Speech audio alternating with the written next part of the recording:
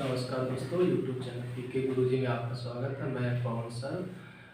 आज हम physics inter class 2 physics chapter number first Coulomb का नियम तथा वैद्युत क्षेत्र के पार्ट 3 को लेकर हाजिर है। अभी तक आप पार्ट 1 पार्ट 2 नहीं देखें तो उसको जो कि प्लेलिस्ट में डिस्क्रिप्शन दिया गया, प्लेलिस्ट में वीडियो, उसको आप जरूर देख लें। आज हमारी टॉपिक है वैद्युत द्विध्रुव। वैद्युत द्विध्रुव किसे कहते हैं? वैद्युत द्विध्रुव उसे कहते हैं जिसमें कोई भी आपका सिस्टम मतलब उसमें दोनों आवेश, एक आवेश क्या होते हैं आपके, एक प्लस और एक माइनस। दोनों आवेशों में से माइनस क्यू और प्लस क्यू दोनों आवेश एक दूसरे से क्या होते हैं, अल्प दूरी पर स्थित होते हैं। उसी को हम वैद्युत द्विध्रुव कहते हैं। वैद्युत द्विध्रुव वह निकाय है जिसमें से दोनों आवेश प्लस या माइनस एक दूसरे से अल्प दूरी पर स्थित होते हैं, उसको हम वैद्युत द्विध्रुव कहते हैं। अब वैद्युत द्विध्रुव आघूर्ण, वैद्युत द्विध्रुव आघूर्ण electric dipole, electric dipole momentum. वैद्युत द्विध्रुव आघूर्ण किसे कहते हैं? दोनों आवेशों में से कोई एक आवेश, करंट वैद्युत द्विध्रुव आघूर्ण किसे कहते हैं? दोनों आवेशों में से कोई एक आवेश तथा उनके बीच की अल्प दूरी के गुणनफल को वैद्युत द्विध्रुव आघूर्ण कहते हैं। इससे जो है कि स्मॉल p से प्रदर्शित करते हैं। वैद्युत द्विध्रुव आघूर्ण दोनों आवेशों में से कोई एक आवेश तथा उनके बीच की अल्प दूरी के गुणनफल को वैद्युत द्विध्रुव आघूर्ण कहते हैं। तो दोनों आवेश में से कोई एक और बीच की अल्प दूरी 2l, p = q × 2l के मान के बराबर। यह एक सदिश राशि है। इसका मात्रक आघूर्ण का, आवेश का मात्रक कूलॉम और दूरी का मात्रक मीटर, कूलॉम मीटर। अब बीमा कितनी हो जाएगी इसकी? तो कूलॉम आवेश का मात्रक कूलॉम की बीमा a × t और दूरी को l, अर्थात कितना हो जाएगा ATL के। ठीक, इसको हम कहें MKS पद्धति में मात्रक कितना हो जाएगा? MKS पद्धति में A का एम्पियर सेकेंड और मीटर, अर्थात एमकेएस पद्धति में एम्पियर सेकेंड मीटर होगा। इसके उदाहरण है जैसे मान लीजिए H2O पानी हो गया, hydrogen chloride HCl, methane CH4, ammonia NH3। ठीक, इसके उदाहरण है पानी हो गया HCl प्लस से माइनस, मीथेन हो गया, अमोनिया। तो जो कि वैद्युत द्विध्रुव आघूर्ण के जो कि उदाहरण है। वैद्युत द्विध्रुव किसे कहते हैं? पहले दोनों आवेशों में से दोनों आवेश एक माइनस या प्लस से माइनस, दोनों आवेश एक दूसरे से अल्प दूरी पर स्थित होते हैं, उसे वैद्युत द्विध्रुव कहते हैं। ठीक, द्विध्रुव आघूर्ण दोनों आवेशों में से कोई एक आवेश तथा उनके बीच की अल्प दूरी के गुणनफल को वैद्युत द्विध्रुव आघूर्ण कहते हैं। इसका मतलब यह एक सदिश राशि होती है। इसका मतलब आवेश का मात्रक कूलॉम, दूरी का मात्रक मीटर, कूलॉम मीटर। बीमा इसका AT × ATL, एस पद्धति में एम्पियर है, T से समय सेकेंड, L लंबाई मीटर, एम्पियर सेकेंड मीटर। उदाहरण H2O पानी, हाइड्रोजन क्लोराइड, मीथेन, अमोनिया। इसकी दिशा जो वैद्युत द्विध्रुव होती है उसकी दिशा जो है कि प्लस माइनस सिरे से क्या होती है? प्लस सिरे की ओर, मतलब माइनस से प्लस, उसके अनुदिश माइनस सिरे से प्लस सिरे की ओर होती है। इसे वैद्युत द्विध्रुव आघूर्ण कहते हैं। अगला टॉपिक है इस वैद्युत द्विध्रुव आघूर्ण के कारण उत्पन्न वैद्युत क्षेत्र की तीव्रता। मतलब ये जो वैद्युत द्विध्रुव है इसके कारण उत्पन्न हुई जो वैद्युत क्षेत्र की तीव्रता उसका व्यंजक स्थापित करेंगे। अर्थात 3 स्थितियां होती है। पहली स्थिति है अक्षीय स्थिति में वैद्युत क्षेत्र की तीव्रता। अच्छी स्थिति में वैद्युत क्षेत्र की तीव्रता कि माना एक वैद्युत द्विध्रुव AB है जिनके आवेश -q और प्लस क्यू है। माना एक वैद्युत द्विध्रुव ए बी है जिनके आवेश माइनस क्यू और प्लस क्यू है। इनके तथा बीच की अल्प दूरी 2l है। इनके मध्य बिंदु O से अक्षीय स्थिति में r दूरी पर एक बिंदु P है जहां पर हमें वैद्युत क्षेत्र की तीव्रता ज्ञात करनी है। E1 E2 तरह की माना एक वैद्युत द्विध्रुव AB जिनके आवेश माइनस क्यू और प्लस क्यू है, बीच की अंत दूरी 2l है। इनके मध्य बिंदु O से अच्छी स्थिति में r दूरी पर एक बिंदु P है जहां पर वैद्युत क्षेत्र की तीव्रता ज्ञात करनी है। इस बिंदु P की प्लस क्यू आवेश से दूरी r माइनस l तथा माइनस क्यू आवेश की दूरी r प्लस l है। तब इस प्लस क्यू आवेश के कारण तरह की बिंदु P पर वैद्युत क्षेत्र की तीव्रता E1 है मान लीजिए, माइनस के कारण कितनी है E2 है।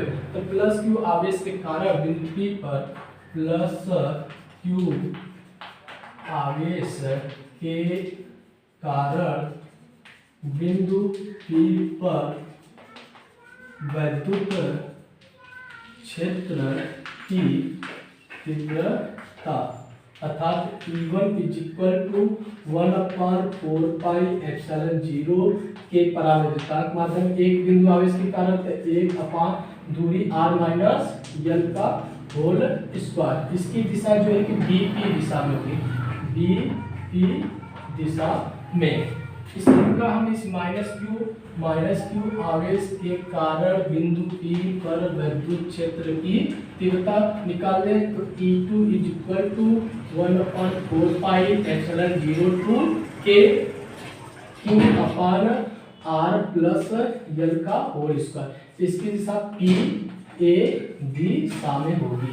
कर बिंदु P पर परिणामी वैद्युत क्षेत्र की तीव्रता तो माइनस आवेश के कारण यहाँ क्या हो जाएगा आपका माइनस हो जाएगा। बिंदु P पर परिणामी वैद्युत क्षेत्र की तीव्रता, बिंदु P पर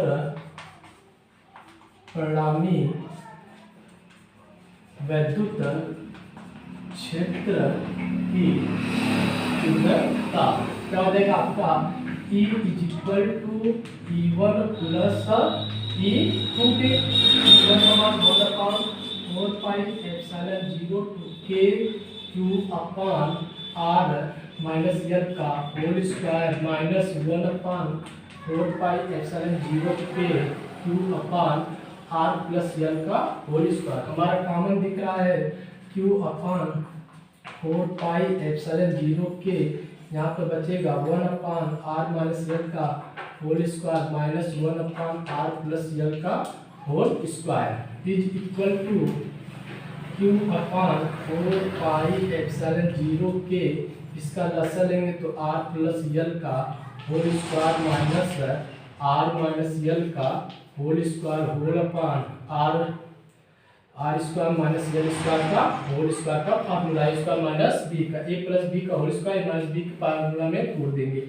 Q अपान 4πε0 के इसको A प्लस B का होता है A square plus B square plus 2AB तो R square plus L square plus 2R इसका माइनस का करेंगे R स्क्वायर माइनस का तो प्लस होगा तो माइनस गुणा करेंगे तो माइनस हो जाएगा L square minus minus plus 2R L के whole upon A square minus B square मतलब R square minus L square का whole square A minus plus cancel 2 2 4 R हो जाएगा Q upon 4πε0 into K into 4R L guys को लिख सकते हैं 1/4πε0 to K into 2 into Q into 2L into 2L into R whole upon कितना हो जाएगा whole upon R square minus L square का whole square R square minus L square का whole square चूंकि small p equal to Q into 2L मतलब कि द्विध्रुव आघूर्ण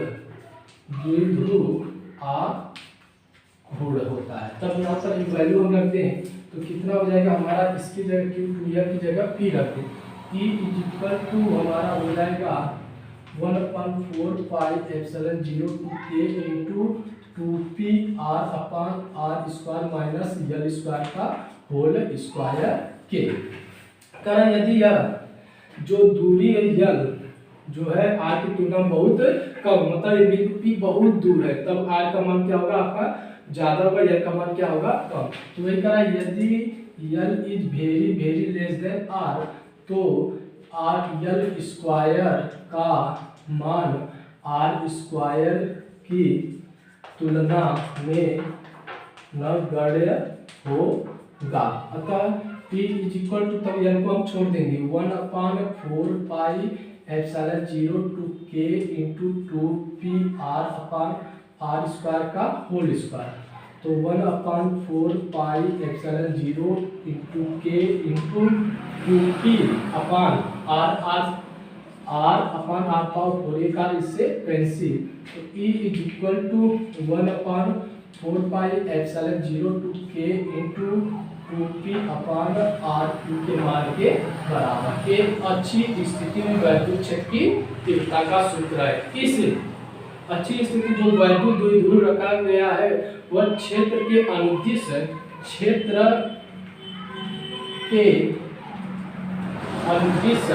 इधर से होगा -a से +a के, मतलब ऋण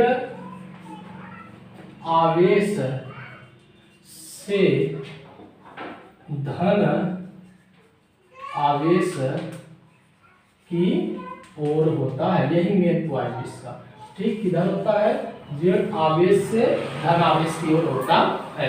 करा कि माना एक वैद्युत द्विध्रुव AB है जिनके आवेश -q व +q है तथा बीच की अल्प दूरी जो है 2L है। इनके मध्य बिंदु O से R मीटर की दूरी पर अच्छी स्थिति में एक जो है कि बिंदु P है जहाँ पर वैद्युत क्षेत्र की तीव्रता ज्ञात करनी है। क्योंकि इनके बीच की दूरी कितनी, आधी मान लीजिए O से हो जाएगी तो L हो जाएगा। तो करा कि इनके बीच की दूरी इतनी है, +q आवेश की बिंदु P से दूरी R - L और इसकी -q आवेश की बिंदु P से दूरी R + L होगी। तब इस +q आवेश का बिंदु P पर वैद्युत क्षेत्र की तीव्रता +q आवेश का बिंदु P पर वैद्युत क्षेत्र की तीव्रता एक बिंदु आवेश के लिए है। तो पहले वीडियो आप देखे होंगे, वैद्युत क्षेत्र की तीव्रता एक बिंदु के लिए होता है 1/4πε0 के q/r। तो q/r r कितना दूरी r - L।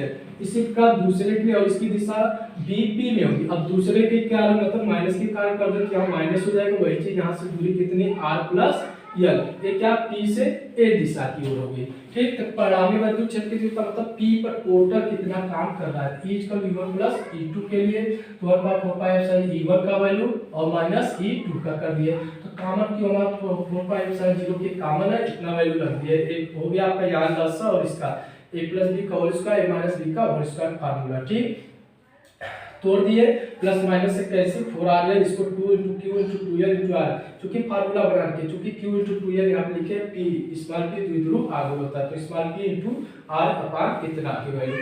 यदि यह l का मान इतना छोटा है मतलब बिंदु p बहुत दूर स्थित है और उसकी तुलना में l का मान जो है द्विध्रुव का बहुत कम है, तो l² का मान r² की तुलना में छोड़ने पर तो छोड़ देंगे मतलब नगण्य हो जाएगा। 2pr r पावर पर एक r कैंसी 2p/r³ के मान के बराबर। ये हमारा हो गया वैद्युत क्षेत्र की तीव्रता जिसकी अच्छी स्थिति में। मेन पॉइंट ये है क्षेत्र के अनुदिश जो वैद्युत द्विध्रुव क्षेत्र में रखा गया उसके अनुदिश वैद्युत क्षेत्र की तीव्रता ऋण आवेश से धन आवेश की ओर होती है। ठीक, वैद्युत क्षेत्र की तीव्रता एक अच्छी स्थिति में है। और इसी प्रकार हम जो कि वैद्युत क्षेत्र की तीव्रता जो कि निरक्षीय स्थिति में मतलब कि निरक्षीय मतलब उसके लंबवत जो कि लंबवत दिशा में होगा उसके लिए हमें क्या करना, व्यंजक स्थापित करना है। तो सेम प्रोसेस के अनुसार वही हो जाएगा आपका वैद्युत क्षेत्र की तीव्रता जो है कि वैद्युत क्षेत्र की तीव्रता निरक्षीय स्थिति में।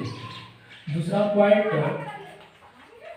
वैद्युत क्षेत्र की तीव्रता निरक्षीय स्थिति में। ठीक, निरक्षीय स्थिति में निकालें। सेम उसी पर माना एक वैद्युत द्विध्रुव AB, माना एक वैद्युत द्विध्रुव AB जिनकी आवेश -q और +q है तथा बीच की अल्प दूरी कितनी है 2l है। इनके मध्य बिंदु O से निरक्षीय स्थिति में r दूरी पर एक बिंदु P है जहां पर हमें वैद्युत क्षेत्र की तीव्रता ज्ञात करनी है। E1 E2 E करा कि थीटा को माना एक वैद्युत द्विध्रुव AB है जिनके आवेश -q +q मान लीजिए कैपिटल के परावैद्युता माध्यम में स्थित है, जिनके बीच की अल्प दूरी UL, इनके मध्य बिंदु O से निरक्षीय मतलब लंबवत निरक्षीय स्थिति r दूरी पे एक बिंदु है जहां पर वैद्युत क्षेत्र की तीव्रता हमें ज्ञात करनी है। कह कि तब बिंदु P की प्रत्येक आवेश प्लस और माइनस आवेश से दूरी कितना होगी, यहाँ से यहाँ तक किया, यहाँ से यहाँ तक किया, ए लंब हो गया, ए आधार हो गया। लंब और आधार कर्ण के लिए क्या होता है, r इसका प्लस l इसका अंडर रूट r इसका प्लस l इसका, अर्थात कर्ण इस बराबर इसका इक्वल टू लंब इसका प्लस आधार। तो ये प्रत्येक आवेश की बिंदु P से दूरी माइनस मतलब बिंदु P से दूरी -q के प्लस q की कर्ण में r इसका प्लस l इसका, r इसका प्लस l इसका होगी। तो इसी प्रकार प्लस q आवेश के कारण प्लस q आवेश के कारण बिंदु P पर वैद्युत क्षेत्र की तीव्रता अर्थात E1 इक्वल टू से उसी को 1/4 pi epsilon 0 into q upon दूरी की r इसका प्लस l स्क्वायर का होल स्क्वायर कर्ण r इसका प्लस l स्क्वायर का होल स्क्वायर। तो होल स्क्वायर के अंदर रूट हट जाएगा, 1/4 पाई मान के परावैद्युता 4 pi epsilon 0 to k q upon r इसका प्लस l स्क्वायर के।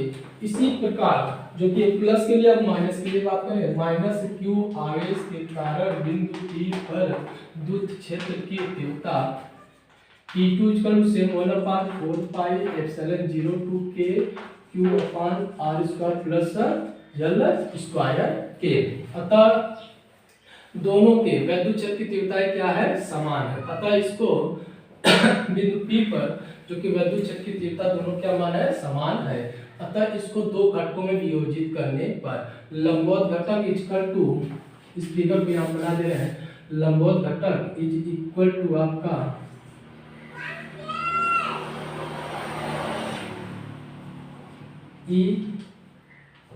E1 E2 E1 sin theta E2 sin theta